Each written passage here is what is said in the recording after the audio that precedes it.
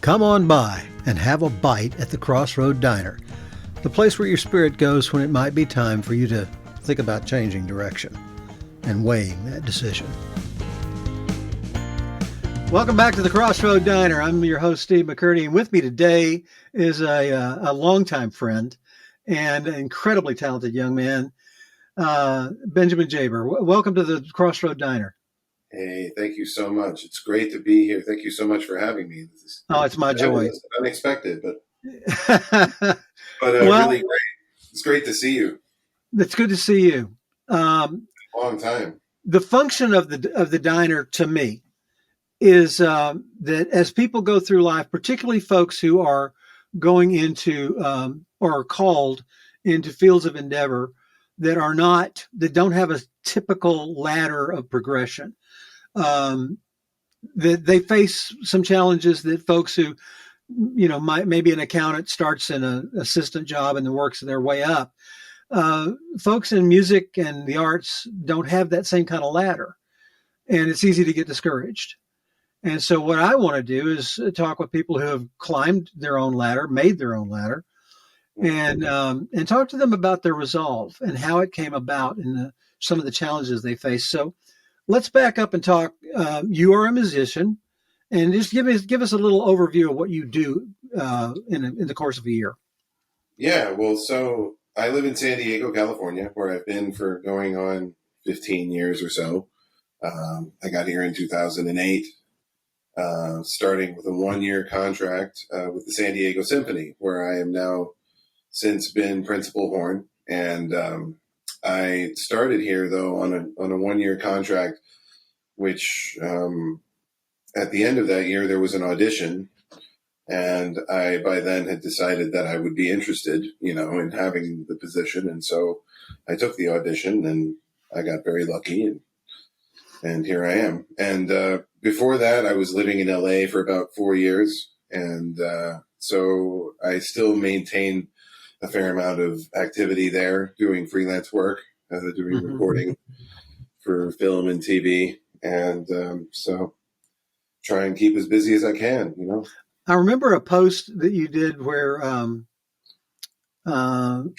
you had, I guess you were not expecting the composer to conduct, and or was that?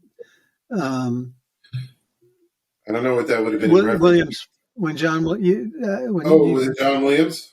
Yeah. Okay, right on. That could be. Yeah, because I thought my take when I read it was that, that you're not a guy who's normally starstruck, but that was a moment. Oh, well, so John Williams, I could talk for hours about John Williams, just because of the impact, actually, that it's such a special name for all of us who play, I would say, in orchestra or any segment of classical music or any kind of music. Really, he's someone who's so globally impactful and influential on music in general. And but it's someone who I never knew I would ever have in my life as much as I have. It's been just an absolute delight and a blessing. He does conduct, or was still conducting these last several film scores that he's done. He's actually, I don't know if he's done recording Indiana Jones 5. That's been the last thing he's been doing. And I think it's almost done. I don't know. He's 90 years old, though. And he's been conducting and leading those sessions. And if it's not him all the time, he has very close associates who help him out. But the stuff I've gotten to do with him have largely been involved with him conducting. So, he's absolute titan of orchestra music. And as a horn player, it's every horn player's dream. Playing the French horn is he's written some of the greatest music for the instrument that there is. Right. So how did you pick the French horn? Because you play a lot of things. Well, so I grew up with, as you know my parents very well. So the large scope of different kinds of music I would have been exposed to at an early age. And I played piano and I sang in choir from when I was little. I started, they tried to get me violin lessons, but that didn't take very well when I was 5 or however old I was. Right. When I was about 10, though, I was going into band. I was in 5th grade and I was going to be in band. And my dad had played the French horn when he Oh, I was in didn't know middle. that. Yeah, he played in middle school and high school and into college a little bit, but he didn't. He actually was first chair in the state of Mississippi. He, in the honor band, he had won first chair in Mississippi at that time, which would have been That's amazing. a big deal. Yeah. And he loved the horn, and he at some point he was like, why don't you try it? See if you like it. And I didn't know anything about it. I didn't know what it could do. I didn't know. And until they played me recordings of famous players, they had old records of famous horn players that they would have played for me on vinyl, and Wow. I met my teacher though when I was about 10. A guy who teaches at Rice University and plays in the Houston Symphony, plays principal there now since 1990 is when he got there, and he became. I heard him play when I was about 10, and that was the bug that bit me. That was the thing Oh, that really made me sort of awestruck with the instrument. right.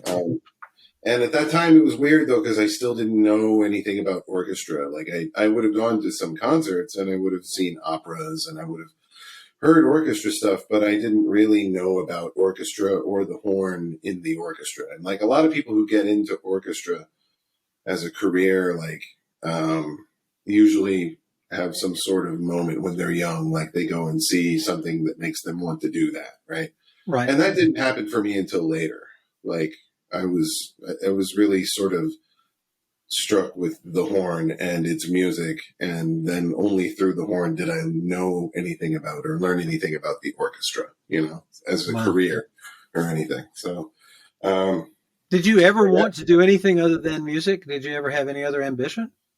Uh, well, once again, that was sort of the impact my teacher had. Was like once I was sort of on this path and I got serious about it and learned about there being a career path and that I had some sort of natural knack for playing.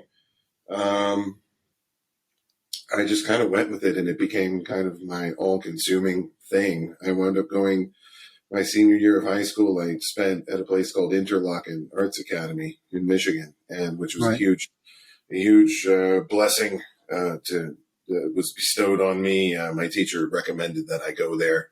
Um, he had gone there as a student. Sorry, it's really dry here. I'm going That's to have okay. lots of water here. But he hooked that up for me basically and got me, Wow. an audition there, and I went out there and spent a year in school. They have a summer camp at Interlochen that I never got to Right. go, but I only went there for just that year, and I made friends there who are still some of my closest friends and regular coworkers to this day, which is kind of amazing. So to walk us forward now. So you're high school, you got this wonderful experience at Interlochen. Yeah. Then you went to Rice, right? For 4 years. That's where my teacher, Bill Vermeulen is his name. He plays in the Houston Symphony. And he was my teacher there for 4 years of an undergrad. And it's a very small, competitive studio. He is also the statistically most successful horn teacher working today. He has more former students or current or former students who are gainfully employed Right. worldwide, everywhere. Lots of his students have big jobs. And That's fabulous. So, it's kind of astonishing, actually. I'm still kind of. I mean, I know the guy better than almost anybody, and I'm still kind of blown away by it. that's fascinating that you've got that kind of sense because both of your parents are remarkable musicians, Yeah, very accomplished, and you've been around that level of music since you were very, very small. And I would think that jaded is not the right word, but that your standard of expectation is going to be a lot higher than the average kid walking down the street. So it seems to me like, you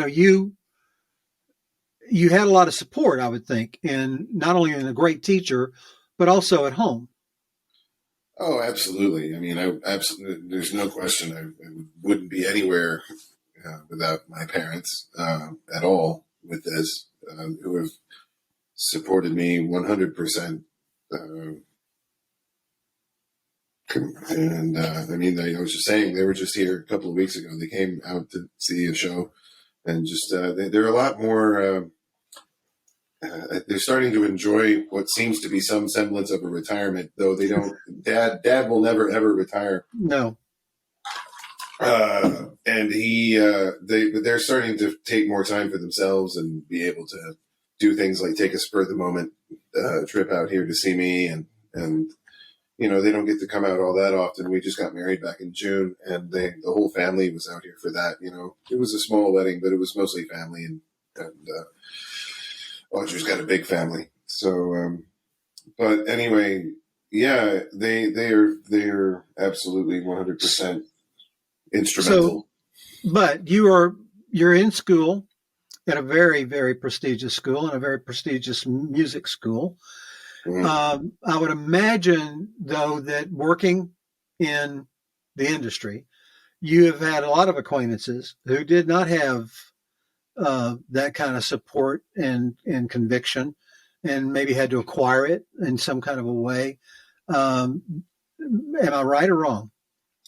Yeah, I mean, everybody, certainly in my industry, in the orchestra world, comes to it from every which direction and every walk of life and every kind of amazing story you can imagine. Is there a big difference between, and I would imagine there could be, between classically trained musicians that are going into orchestra versus pop musicians that, learn how to play three chords and form a band? Say that again? Well, is there a difference between, are the orchestral folks with orchestral ambitions, is that more of a, I know how I'm going to try to get there kind of thing than like a pop musician? I mean, if people going into pop music usually have some kind of, if they're going to be successful, hopefully there's some kind of gift there, and there's some kind of natural knack for it. Sure. that would lead to some sort of opportunity somewhere. And it's similar in that way with classical music. You have to, my teacher used to say, it's not a matter of wanting to play, it's a matter of whether you must play, right? Because otherwise it can be a fairly, I don't know, in the worst of cases, it can be a fairly mundane kind of blue collar existence. Really? Working in an orchestra. I mean, It's what you make of it. Hopefully, if you're in a group playing in 2022, post COVID, pandemic, and people are now starting to even have orchestras again after not for 2 years. Right. There's some kind of appreciation for a group endeavor of playing in an orchestra now, and in any case. But orchestra life can be, it is a job at the end of the day, and that's right. There is very much that's something that can be taught, kind of, that you can learn about those things in school. And there's great schools out there. I was lucky to go to a great one where it's really thorough prep for that sort of thing. And I suppose with pop music, there are things you can do in that way too, like there's places you can go to school. When you graduated, what was your first action coming out of college? Well, the first thing after I graduated was I got a job. I wound up going to New Orleans in the Louisiana Philharmonic for just that 1 year, which was in 2005, the year that Katrina hit. How did you get that gig? It was actually, my name got dropped for that. It was there was no audition. I actually had heard from my teacher, I think it was, who had heard that whoever it was before me had left abruptly and there was an opening that they needed someone quick, and I got recommended for it. And so I just went out there and played and just started. And it was just for 1 year.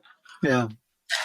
They had an audition after that, which I did not wind up taking because the hurricane, first of all. And also I knew that it wasn't a position that I was interested in long term. So what was next for you?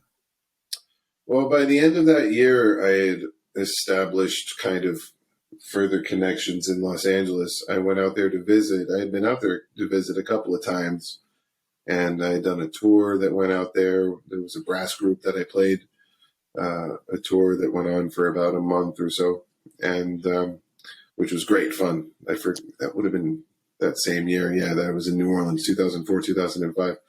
But it went out there, and we had an amazing time on that trip. And some of my friends, actually, that I had met at the Interlochen Arts Academy were out in LA by then, and I had sort of had plans to do some playing with a couple of them. There was a brass quintet that we had over the years. We were all in college in different places. I was at Rice. A couple of the other guys were at the Eastman School of Music in Rochester. But we all had been in touch, and we had traveled back and forth and done some playing over the years and wanted to put a group together. And that group wound up kind of congregating in Los Angeles. Oh. And I had justified that by trying to start a master's degree. What I did was I wound up becoming, actually for 1 year, I was basically the teaching assistant at UCLA. And I had been in touch with the horn teacher there who I had met and played for, and he accepted me as his master's student. And this guy named Brian O'Connor, who was one of the top studio players in LA for a long time. He sadly passed away. I forget how many years ago, a few years ago now. It's very sad. But he was an amazing guy, and he very graciously, agreed to have me as his student. I was more or less the only horn performance major at the school at that time. Uh-huh. It was mostly music education majors and other kind of hobbyist sort of players, right? Sure. And so, but it was a great connection, and it led to great opportunities. And after just that 1 year, though, I wound up migrating over to a place called the Colburn School, which is now a prominently known, by now it would be way more known, conservatory in Los Angeles. It's basically like the Curtis Institute or the Juilliard School of Los Angeles, which is fabulous. And I wound up being the first horn player to graduate from there, actually, because it was a brand new place at the time. They had just opened it, and basically it was just 2 years where I got to eat, sleep, and practice for free, and live, all living expenses and everything paid, and auditions paid for, like ridiculous. Yeah. And it was a great thing. So it wound up being more what I needed to do. And so I did that. And after I finished there, I'm trying to patch this together as seamlessly as I can. Well, let's jump off of that for just a second, because what I'm interested in is crossroads that you've come to where you need to make a decision. Now, one of them was leaving New Orleans. It sounded like you're pretty confident about that, but you didn't go into that thinking you were going to leave, did you? Or did you think of it as a temp job all the way? In New Orleans? Yeah. I was fairly sure that I wasn't going to stay there early on. It was the position itself was one that I wasn't particularly interested in keeping. It's a great orchestra, and it's a great horn section. The principal horn there is great. Now it's certainly a way better post Katrina. It's amazing what's happened. Like, the group is actually really solid, and it's a great orchestra. It doesn't pay very much, and it's just kind of it's a very, very much a labor of love to live in that city and do that job. And Right. I knew that I had other things that I wanted to do. So What were some of those things that you wanted to do, and that this was an adequate stepping stone toward, but that you knew all along was a stepping stone? well, I had trained in school to take auditions, and that was part of my training as a horn player. That's sort of what you go to school for. If you're getting a degree in music, to be a performance major, to get a job in an orchestra, then a major part of that training is going to be audition training, because to get a job, you have to pass a rigorous audition process usually. And every orchestra does it differently, but there are similar things. There's the repertoire is all the same. You know what the repertoire is going to be. And you prepare all of that. That's what you learn in school. And of course you're young, so you're developing and physically developing and musically and every other which way. And, but then when you're young also, that's, young players, they're hot on the trail. They're young. They're out wanting a job. You got to go out and get a job. And so, it's a pretty crazy, pretty flawed process, but it's what we have, and there's a committee. I don't know if you know how orchestral auditions Not work. at all. I don't want me know to talk about that. So basically there's a committee where, and most auditions are blind behind a screen, so they can't see you. And the screen will usually stay up. We do it that way now, I think, all the way through the final round. There will be preliminaries and semifinals and finals, and there can be as many rounds as necessary to eliminate people. So there's not a political function here. It's actually talent and capability. Yeah, it's performance related. This is just your playing. This is just it's objective. It sounds like it's truly objective.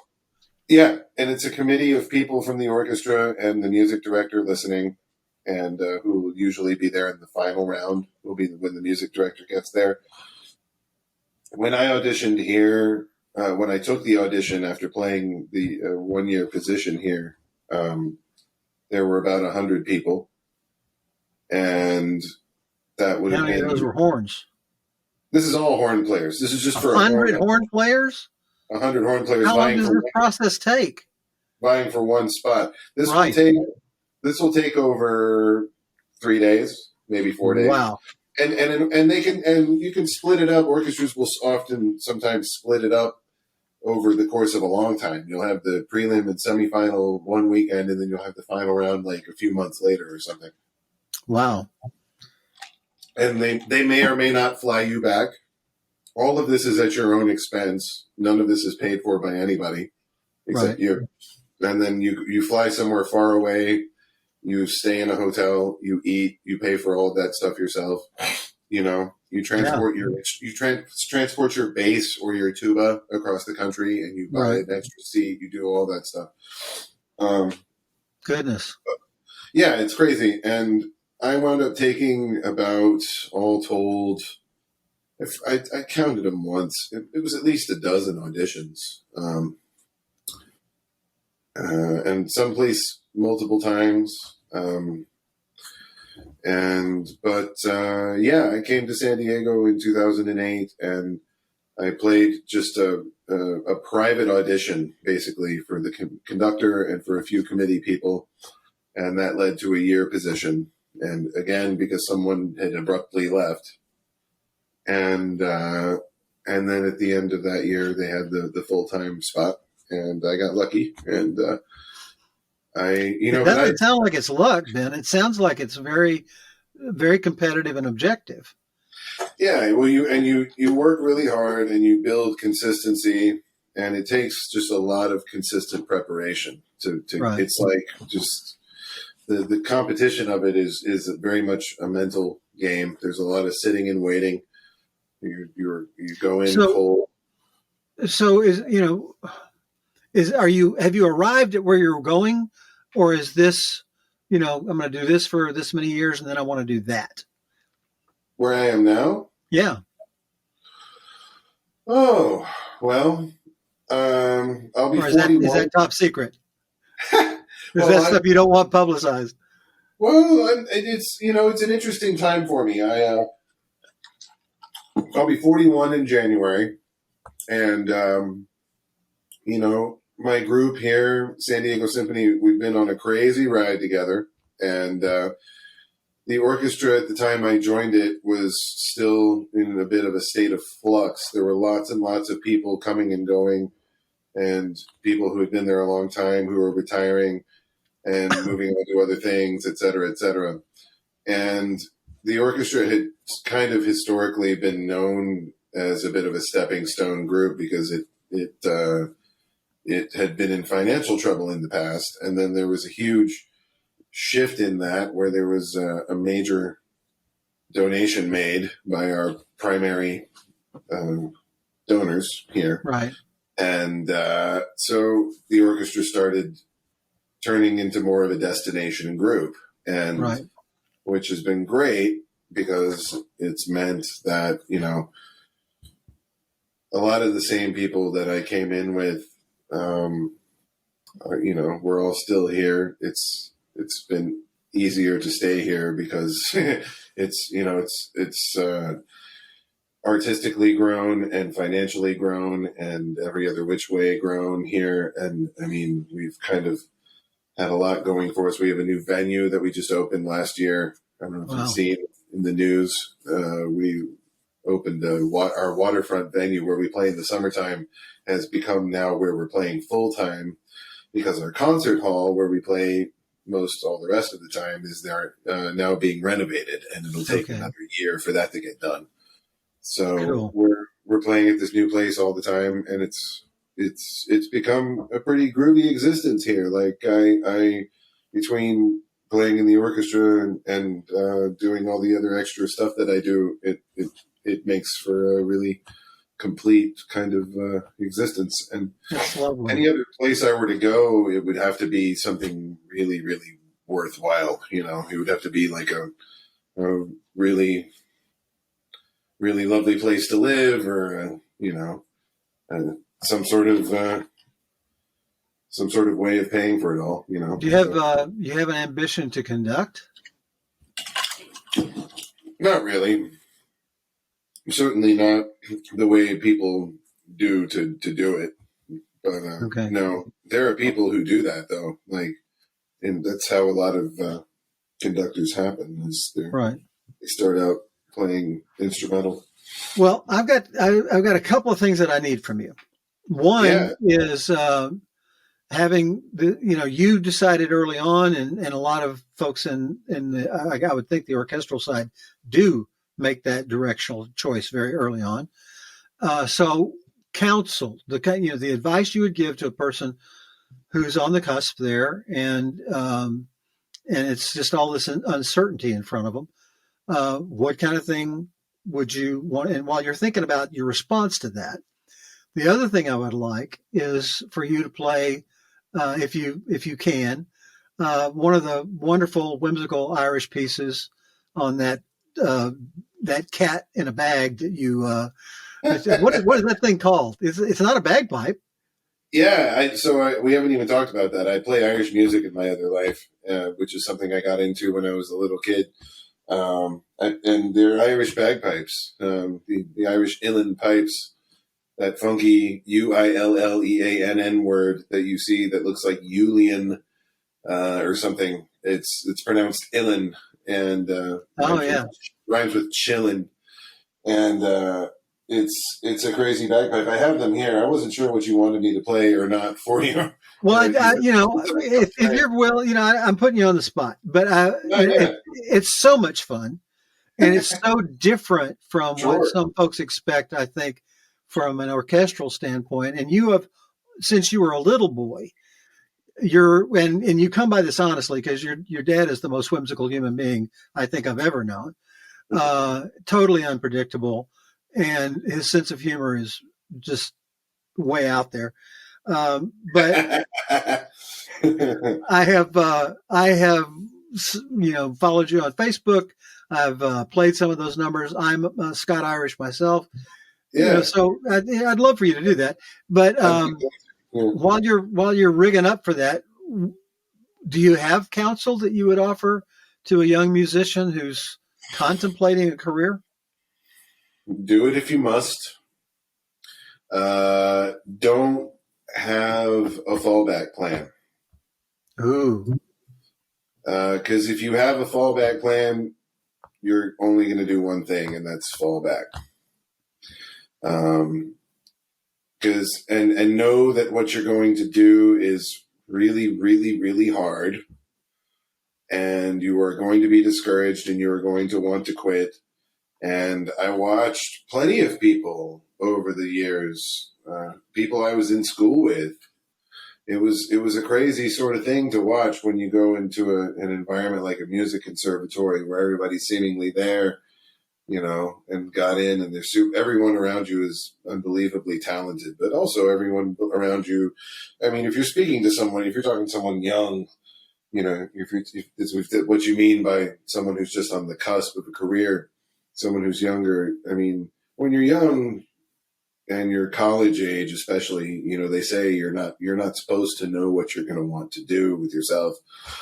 And that's really kind of true. Like, I watch people go into any number of other things and, wise up and go into some kind of money-making career with an actual job, But no, at the same time, if you must do what it is, I mean, follow your heart, follow your dream.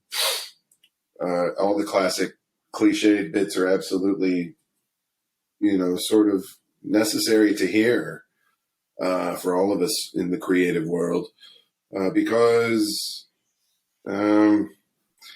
you also have to just kind of be.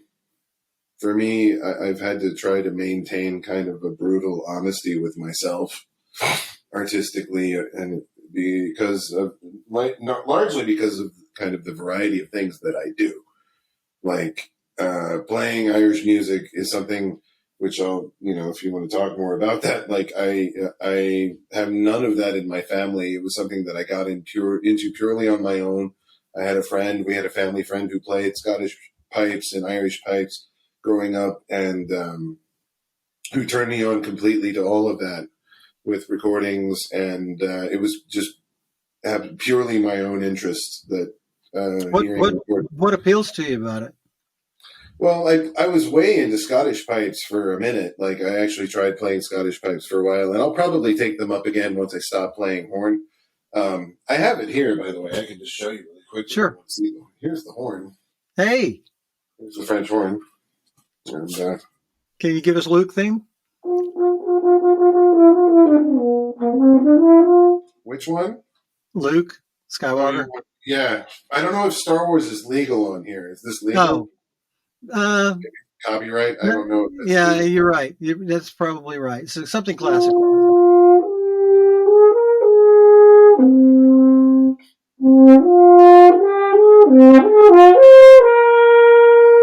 You can totally skip that. That's totally fine.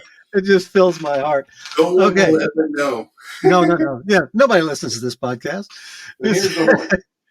It's beautiful. Well, show us the pipes. Oh, sure. You've got, on a normal bagpipe, you've got drones that go over your shoulder, like on Scottish pipe, those drones that go up here. Right. You blow it with your mouth, Right. And you've got a bit called the chanter, which you play with the fingers, and that's this bit here. But on this pipe, the bag still goes under your left arm, but the drones sit across your lap, and you've got these keys here, which are accompaniment pipes, and they're called regulators, and no one knows why they call them that, because they don't really regulate anything. But they have reeds. All of these have reeds in them. There are 7 reeds total. And every bagpipe that exists, there are lots of different kinds of bagpipes, by the way, for those listening who don't know much about bagpipes.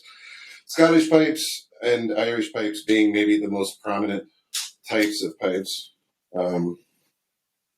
But there are other bagpipes from all over Europe and the UK. And these are the most complicated ones, though, because they have the most different components and bits that could go wrong. So, but you pump them here, and I'll try and play something. Got 3 drones, right? And these turn on and off with a switch, as opposed to filling them up in that, you fill them with the sound. Priming them, yeah. Yeah, and so this chanter plays a 2-octave scale.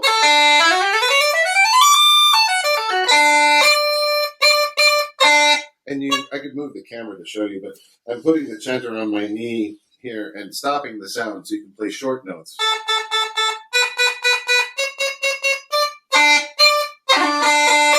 And so,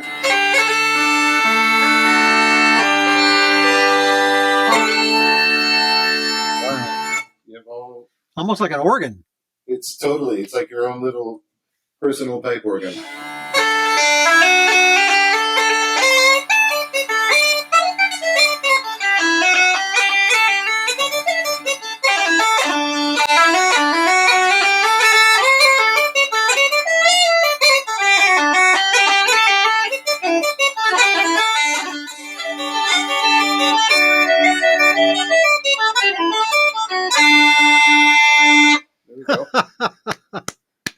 Wonderful.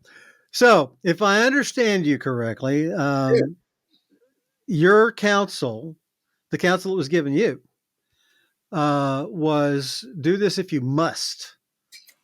As a career, yeah. But don't forget to enjoy yourself. You know, remember, take time. Also, that seems rather harsh if that's the only thing I have to say. But I would also, I have lots of things to say to that, and we only have limited time. But don't forget to enjoy it and remember why you got into whatever it is in the first place. And that's going to be true for any career field and career line, but it's essential in a competitive and not extraordinarily remunerative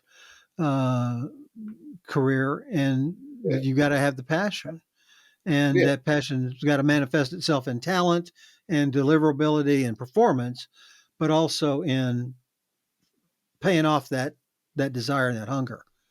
Yeah. And they say also, certainly those of us who strive for originality or to be distinguished or to have our own voice, I think you'll have your own voice, but if you have people, all of us, none of us have invented anything, none of this is everything under the sun. There's nothing new. It's all, we're not the geniuses. We're just the technicians. We're the ones who just, keep cranking out the hits all the time. But all of us have people who have inspired us. And right. I think if you remember, and we mustn't compare ourselves, but those of us who want to be good, and to have something that's presentable, you have a product that you want to sell, if that's what you're in it for, to have a career where you're trying to make money doing it and make a living doing it, then you need something you can sell. And you want that thing, whatever it is, you want to be able to feel good about it. You want to feel good about selling it to whoever's going to buy it. And that takes comparing your efforts with the best, to people who you yourself would buy it from, So, and I think that's important. But that's just me. From San Diego, California, Ben Jaber, horn player, bagpipe player, and lover of music and sound. We will be back with more from the Crossroad Diner in a couple of days. Hopefully you'll join us then. Ben, thank you so much for being with us. It's a real pleasure. Thank you, Steve. It's really great. Great to see you. Great to talk to you. Good to see you again. Cheers. Thanks for being with us. We'll see you next time. Absolutely. Come on by and have a bite every Monday and Thursday in the Crossroad Diner, the place where your spirit goes when it might be time to change direction. And tell your friends who might be at a decision point in their life to check out the diner. It might be the very thing that they need. See you next time.